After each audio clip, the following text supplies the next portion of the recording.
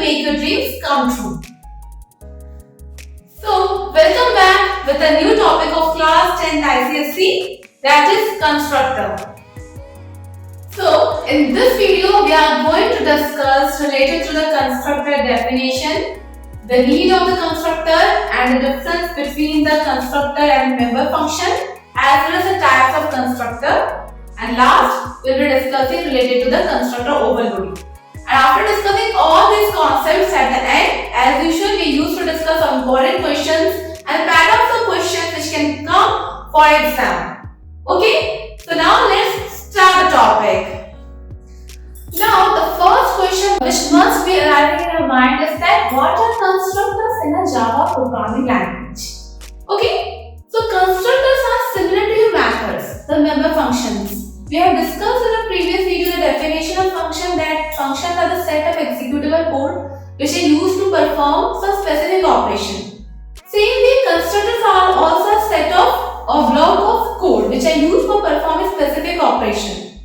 But there is a difference between the function and the constructor. Constructors are considered as a special member function. So now, why the constructors are known as special member function? So they are known as special member function. Why? Because the name of the constructor and the name of the class is similar. This constructor name is always similar to the class name. If the class name is program, then the constructor name is also program. If the class name is demo, then the constructor name is also demo. That's why they are the special member function. Okay? Now, the next point about constructor is that the constructors are called when an instance of a class is created. Now, what is instance? Instance is known as object. Whenever the object is being created for a class, that time the constructors are invoked automatically. We don't have to invoke them manually like methods. In case of methods, unless we don't invoke them, they will not be executed. But in case of constructor, during the object creation time itself, the constructor used to get invoked. Now, the next question is that what is the purpose of a constructor? So, the constructors are used to initialize the object. Okay? The constructors are used to initialize the object. With the help of a new operator, we can create the object, but to initialize the object, we use the concept of constructor. So, these are the main points about constructor. First, they are a special member function whose name is similar to the class name. They are invoked at the time of object creation, and last, they are used to initialize the object. Clear? So, these are the main points about the constructor. So, the question can come in the form of MCQ, in the form of definition, or as a assertion reason based also it can come. Clear? Now, next, moving towards what is the difference between the constructor and the function? Functions are also known as method. So, here are some points of difference between the constructor and the member function. Okay? Now, the first point of difference between the constructor and the member method is that the name. The name of the constructor is always similar to the class name, but the name of the function needs to be different from the class name. In case of function, the class name and function name must be different from each other. And in case of constructor, the name of the constructor should be, or we can say must be equivalent to the class name. Okay, so this is the first point of difference.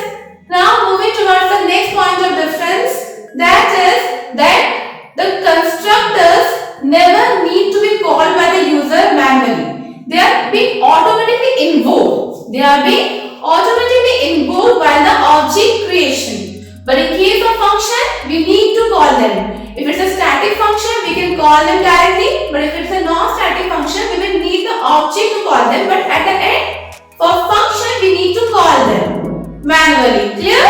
Now the next point of difference, that the functions returns value.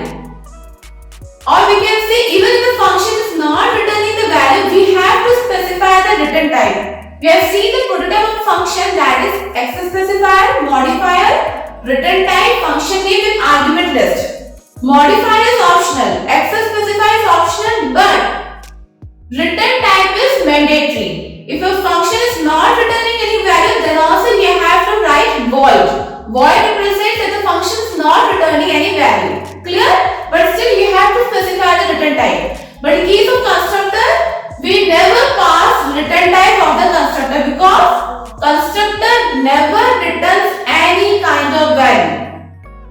given void type. Clear? So the syntax of constructor will be access specifier constructor name. Here the access specifier is optional, but you can give. But we cannot give the modifier and the return type with the constructor name. Next point of difference is that even we can't specify modifier before the constructor name. In case of function also it is like optional. Means if you are not giving static keyword before the function name, then we can. If you are giving the static keyword before the function name, then you don't need the object to call them. But in case of non-static, you need the object to call them. But in case of constructor, we can specify only access specifier, constructor name, and argument list. Where access specifier is also optional. Clear? But in case of method, we have to provide the return type. Clear? So this is all about the difference between the constructor and the method. Okay? Now the next topic about the constructor is the types of constructor. So constructor is classified into three parts. The first one is default constructor, which is also known as non-parameterized constructor. The second one is a parameterized constructor, and the third one is a copy constructor. Okay?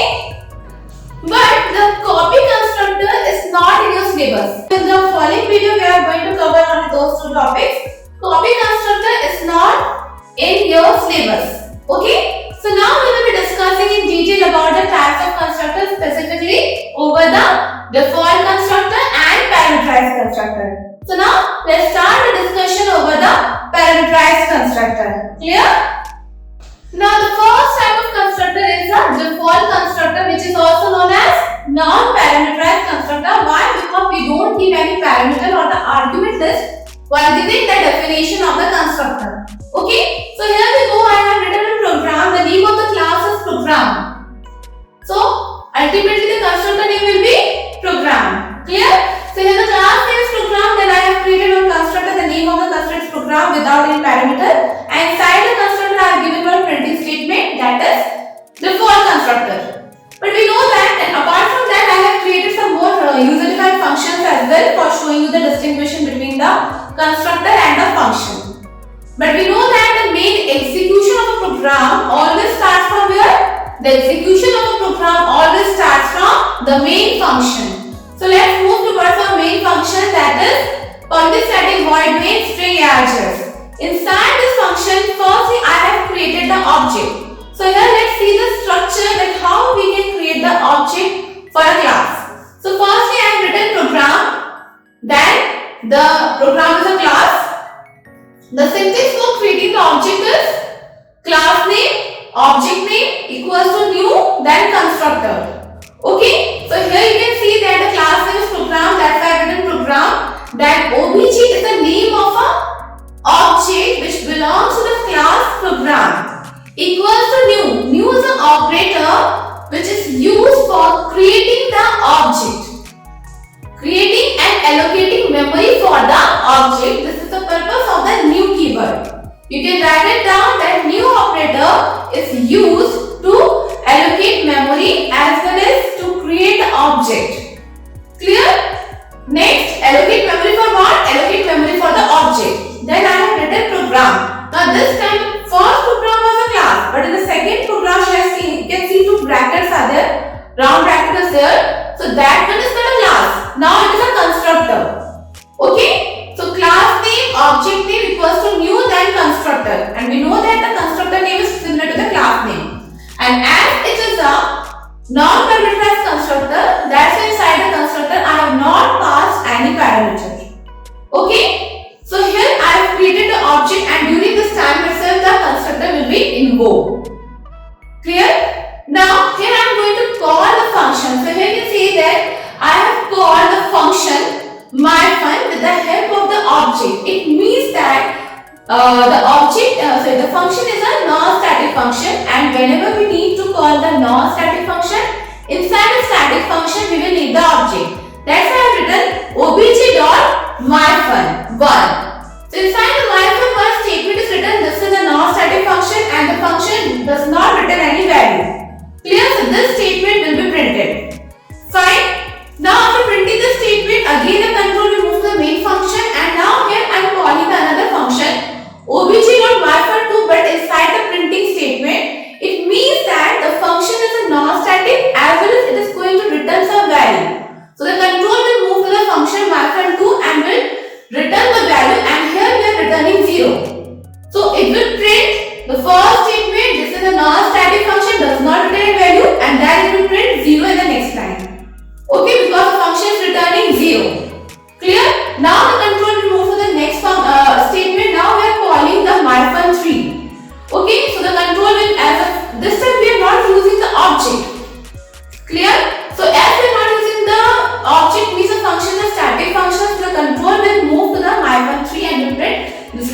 static function and does not return any value. Okay, now again the control will move to the next statement, and this time we are calling the function 4, myFun4 inside the printing statement. It means the function is going to return some value, and function is a static function, that means we don't need the object to call the function, we have directly written myFun4. Okay, so here the control will move to the definition of the myFun4 and will print 1 because the function is returning 1. So in the following way the entire execution will happen. So in case of the function, you see that we need to call the function, but in case of constructor we don't have to call the constructor. Next, the constructor name and class name both are similar. Okay, the constructor name and class name both are similar, and in constructor we have not passed the static keyword and any void or int type of value, neither any return statement. Okay, so because the constructor does not return any value. Clear? So I hope the concept of a default constructor is clear to you. In default constructor we don't pass any argument and they don't need to be called, but in case of a function we need to call them manually. Okay, for showing the execution of the code or set of the statement written inside the function. Clear? So this is all about the default constructor, or we can say non-parameterized constructor. Now moving towards our parameterized constructor. Okay? Now moving towards our parameterized constructor. So parameterized constructor, by the name itself we can understand, in which we use to pass the parameters or the arguments. So here again I have created a class named as program. I have created one parameterized constructor with two functions of non-static type. And then the main function. Now we will start the execution for the main function. I have written program obj equals to new program, then I have passed the value 10. Why pass the value? Because we are having a parameterized constructor. So for the parameter, ultimately we need to pass the value. Here you can use the concept of scanner class also for passing the parameter, the way we have done in the user defined functions.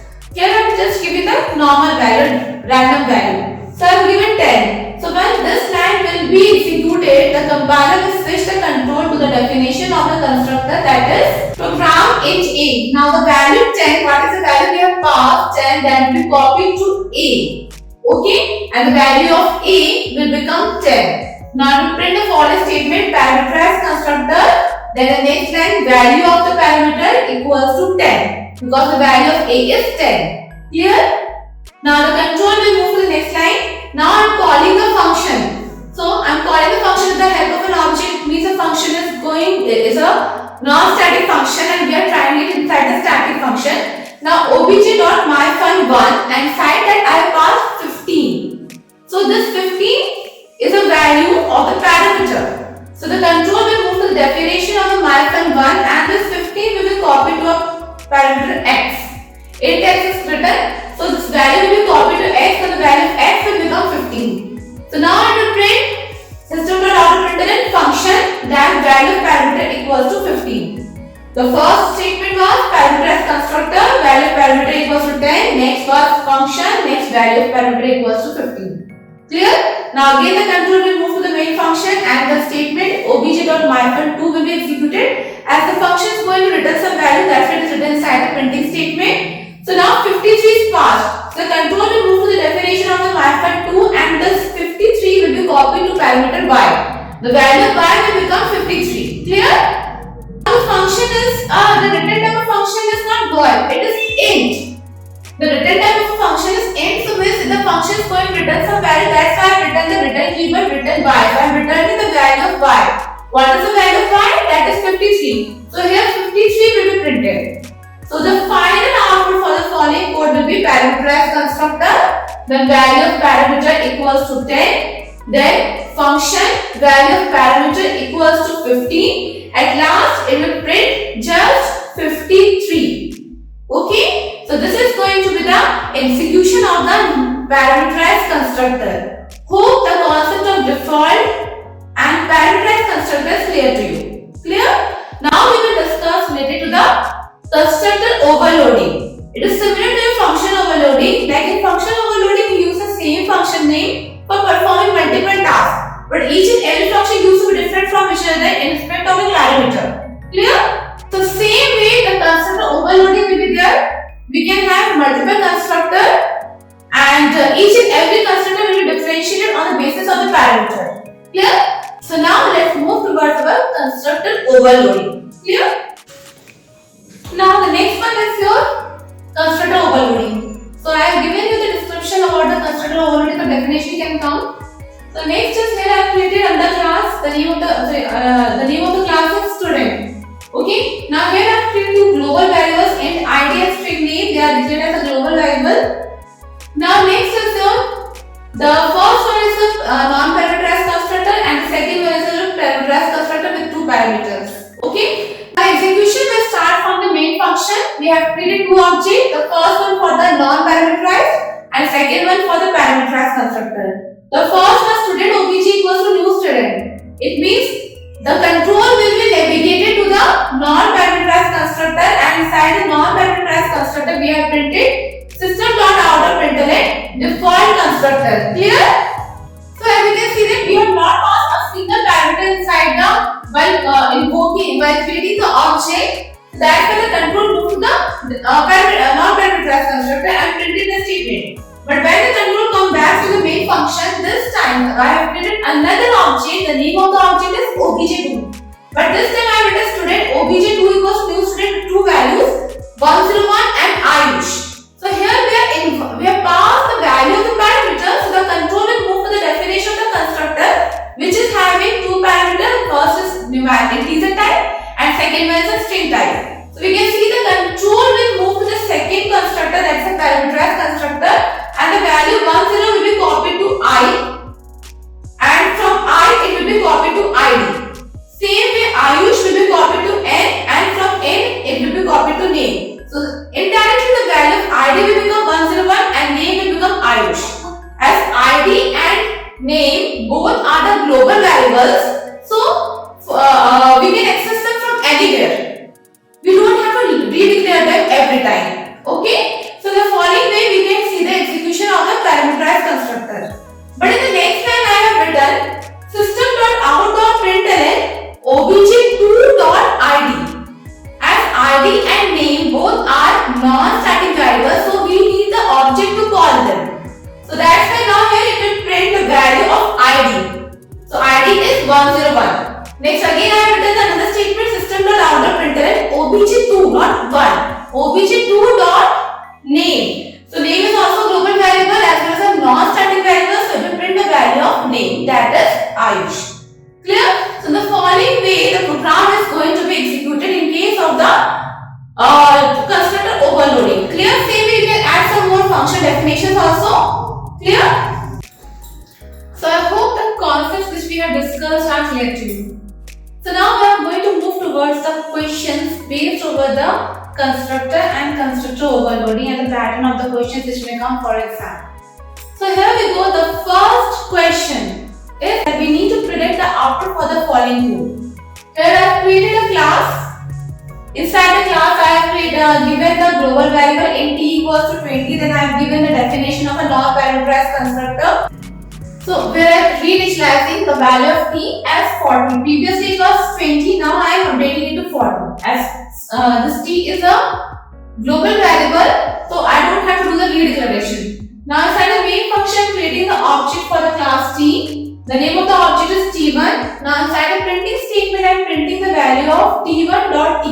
T is a global variable as well as a non-static variable, so we need the object to call this variable. Okay. So here what is going to the output?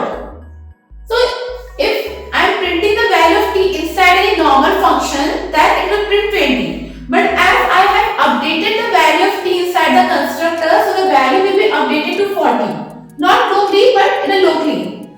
So the value, the output for the following code will be 40. Okay, because we are calling the variable with the help of the object t1. And as per the t1 we have given 40. So it will print 40 over here. Clear? Now the next question is question number 2 of MCQ. That is, which of the following statement is true about or are true about the constructor? So here are the points. The first one, the name of the constructor must be similar to the class name. So yes, the name of the constructor needs to be similar to the class name. So the first point is correct. Next is if you don't define a constructor for a class, then by default the default constructor is being created by the compiler. So yes, if you don't define any constructor, then by default it used to execute the default constructor. Clear? So the second point is also valid. Next, the third one is the default constructor calls super method and initialize all the instance variable to default value like 0 and null. So we have discussed that the purpose of the constructor is to initialize the object. So yes, the following point is totally correct.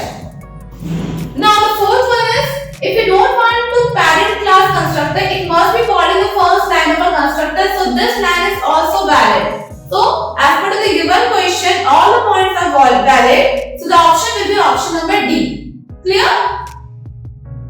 Now the next question is question number 3. That is there any compiler error in the following code? So the code is that here I have created a class. The name of the class is point with two global variables, int m_x and int m_y. Both of them are global variables of integer type. Now here I have created one parameterized constructor with two parameters int x, int y, where I am copying the value of x into the global variable mx and the value of y into m_y. Now let's do the execution from the main function. So here I have created the object point p equals to new point, but I have not passed a parameter. So does the following code will generate error? So yes, the following code will generate error. I have given a definition of a default parameterized constructor, but while creating the object I am not passing a single parameter over here.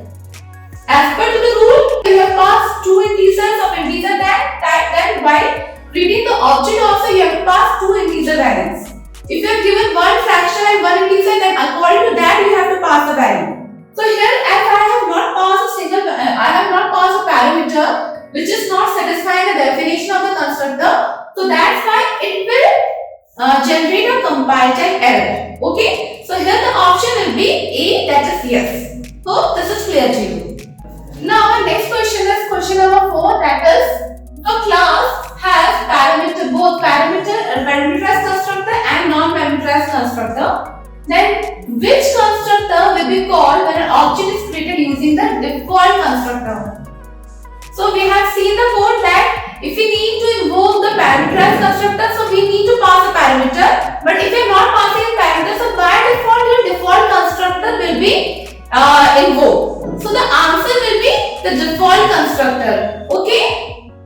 Now the next question is question of 5, that states that which of the following statement about constructor overloading is true. So the first one is constructor with same name unlocked. Totally incorrect. The constructor name needs to be equivalent to the class name. And next, constructor overloading is achieved by changing the return type of the constructor. This is also false. Your constructor never returns any value, so there is no sense of a return type in case of constructor. It is not a function. And next, constructor with different parameter list can have the same name. So yes, this point is correct. Next is constructor overloading is not supported in Java. It is also incorrect option. So the option will be option C. Clear? Now moving towards the next question. How can you create a parameterized constructor in Java? By not providing parameters. The question is related to the parameters. Ultimately we need to provide the parameters. So the first option is totally wrong. By using the new keyword is used for creating the object. Okay, for allocating the memory for the object. Next, by including parameters in the construction description. Yes, this point is correct. So the option will be option C. Clear? So the next question is, can constructor have return type? So no, the constructor cannot have return type. Why? Because constructor never returns any value, not even void. Okay. Now the next is the 8th question. If a class does not have any constructor, then Java automatically invokes which constructor? So it's obvious it will invoke the default constructor without any parameters. Okay, so here the option will be default constructor with no parameter, because in case of parameterized constructor, parameters needs to be given, otherwise it will throw an error. Okay, so the option will be default constructor with no parameter. So I hope all these MCQs are clear to you. Now we will see the pattern of the programs which can come for exam in section B. Okay? So let's start the next question. Clear? Now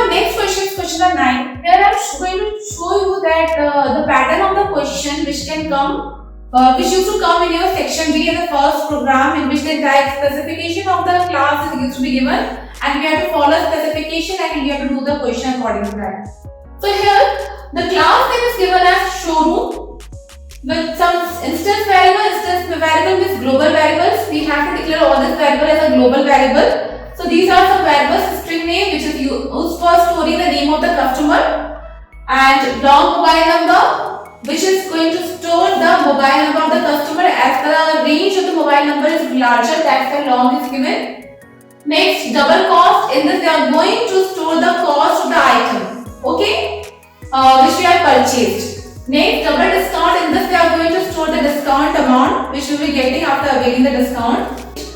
Double amount, which is used to store the net amount to be paid after availing the discount. Okay. Now next is your some set of member function which we will use in our program. That is, the first is your default constructor because it does not contain any parameter. So inside the showroom constructor, we are going to initialize all the data member with the initial value. Now the next one is a void input function. In this, we are going to use the concept of scanner class for taking the input from the user, for storing the name of the customer, mobile number, and the cost of the product. Okay. And then the next function is void calculate function. The function is void type, means it's not going to return any value. In this, we are going to calculate the discount amount and the net amount as per the given criteria. So the criteria is being given that if the cost of the product is less than or equal to 10,000, then the discount amount is 5%. But if it is greater than 10,000 and less than or equal to 20,000, then the discount amount is changed to 10%. Same way, if it is greater than 20,000, less than or equal to 35,000, then it becomes 15% at last. If it is greater than 35,000, then the discount amount is 20%. Okay?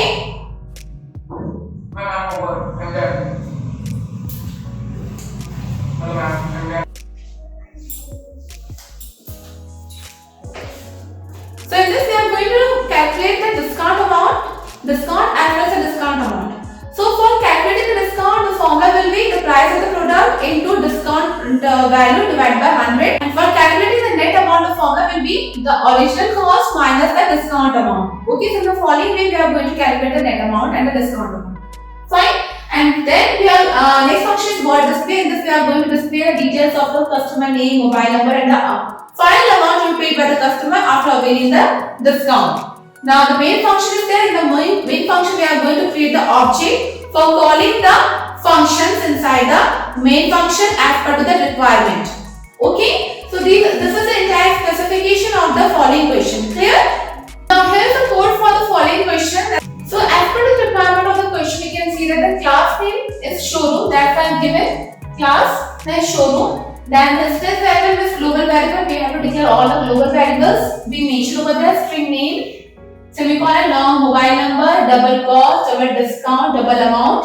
Okay. And then here comes the member function. So the first is showroom. In this is a default constructor. We don't have to pass in parameter. So this one is used to initialize the data member with the initial value. Initial value is, the initial value of integer is 0, long 0, float 0.0, double 0.0, string null. Okay, so in the following way we have to initialize them. Clear? So these are the initial value we have to assign to the variables being declared. Next is the word input. Input function, here we are going to use a scanner class for taking the input from the user related to the customer name, mobile number, and cost. Now moving towards our void calculate this function we are going to calculate the discount amount and the net amount as per the given criteria. So the criteria we have already discussed. You can go through the criteria. Here I used the if statement for putting the criteria, and at last you can see that I have calculated the discount as well as the net amount over here. Okay. Now at last the void display function. In this you can see that I have presented the details of the customer name, mobile number, and the final amount to be paid by the customer. Okay.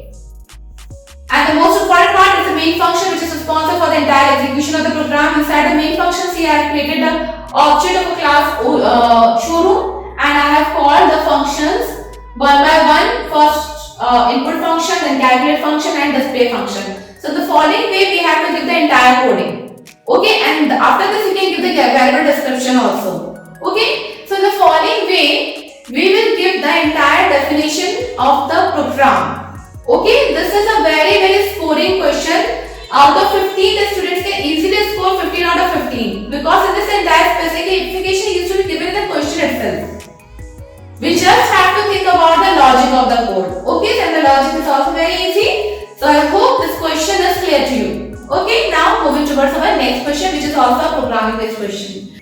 So now the last question is also based on program, as I told you. That here again the specification of the entire program has been given. That is a class name is given with some instance variable and member functions is given. So class name is student. So ultimately we have to also give the class name as a student only.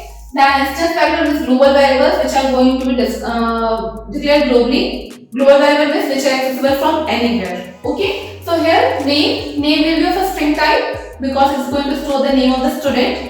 Age of integer type because it is going to store the age of the student. Next, M1, M2, M3 are the marks of the three subjects, so you can take int. Same way for maximum, again int to store the maximum marks among the three subjects.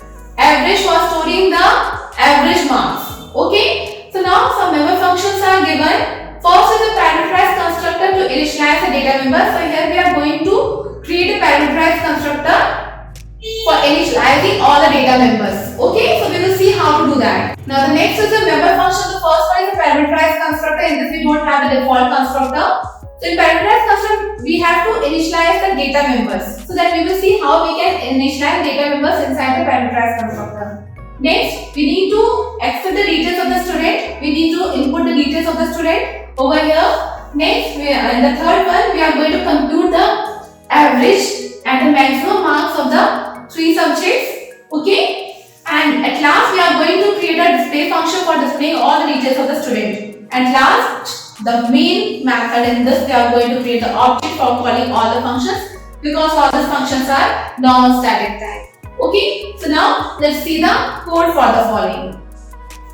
So here you can see that first statement is import java.reader.asterisk or we can say scanner. So this one is for, as we are going to use a scanner class for taking the input from the user, that's why we have written this line. Then the class name is student, that's why I have written class student. Then inside the curly bracket I have declared all the global variables like name is a string type, that's a string name, int age, int m1, int m2, int m3, then int maximum and double average also you can take because average can store the fraction value, so it can be double average.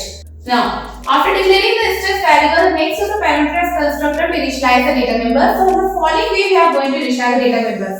How many variables we need to initialize? Name, age, marks of three subjects. Means we have to pass 5 parameters. How many parameters we need to pass? 5. Okay, so here you can see that I have passed string n, comma, int a for storing age, then string n for storing name. Int a for storing age, then same way your x, y, z are going to hold the value of m1, m2 and m3, the marks of the three subjects. After this, inside this, I am simply assigning the value of the value of n into name. So whatever the value I will be passing for n will be copied to name. Same way, the value of a will be copied to your age. The value of x will be copied to m1, then same way y will be copied to m2 and z will be copied to m3. And then for maximum I am assigning it as m1. Whatever the value of m1 will be there, that will be assigned to maximum. That average equals to 0.0. So this is the definition of the parameterized constructor. Okay. So the following way we can give the definition of the parameterized constructor. Okay. Now the next is your accept details. For accept details, we will create one void input function. This we are going to use the scanner class and it will initialize a value of name, age, m1 and 2 over here. So here I have given string name, we have already declared. So name equals to fc.next line for same way age and marks m1, m2 and m3. So in the following way we can initialize all the data members inside the accept function or input function. Whatever the name you want, you can give it.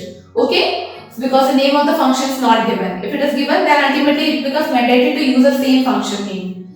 Next, we need to compute the average and the maximum marks on the three subjects. So here you can see that I have given the entire code where here you can, for finding the maximum marks among the three subjects, you can use the max function or you can use the condition statement. And I have also shown that how you can calculate the average over here. Okay. Now after computing the values, now the last one is the display details function. In the display function, we are displaying the entire details with the help of the printing statement. So the following way we are going to give the definition of the display function. Now the main function, very important part. In this we are going to create the object and we have to call the functions one by one. So in the main function, I have created the object of the class student, and then with the constructor I am passing the values, but I am passing the initial values. Like here, I have for name I have given a blank space or blank statement, so that will be copied to n. From n it will be copied to name. Same way as a, x, y, z, they are an integer variable, and we know that the default value of integer is 0. So I am giving 0, so 0 will be copied to the a, and from a to h. Same way for x, y and z. Okay. So the value of the variables, the initial value of the variables will be, name will be blank space, age will be 0, m1, m2 and m3 will be 0 because they are the integer type. Clear? Now next I am calling the function with the help of an object. I am calling the input function, and in input function we can see that we have used the concept of scanner class for taking input from the user. So all the default values will be updated with the values being entered by the user. Okay. Next is the compute function. We have done the computation part, so that's why I have called the function compute with the help of an object, and at last I have called the display function for displaying the entire details. So the following way we have to give the entire specification of the program. Okay. So this question comes in section B as the first question, in which the entire specification of the program is given. You just have to follow the specification and you just have to run the logic part. The rest is given in the question itself. I hope that all the concepts which we have discussed in this video are clear to you. But if you have any doubt in any part, you have the comment section. In the comment section you can specify your doubt and I will prepare the video according to that. So for now, if you like the video, please do like, share and subscribe our YouTube channel. Thank you and bye bye. See you in the next class with new topic. Okay?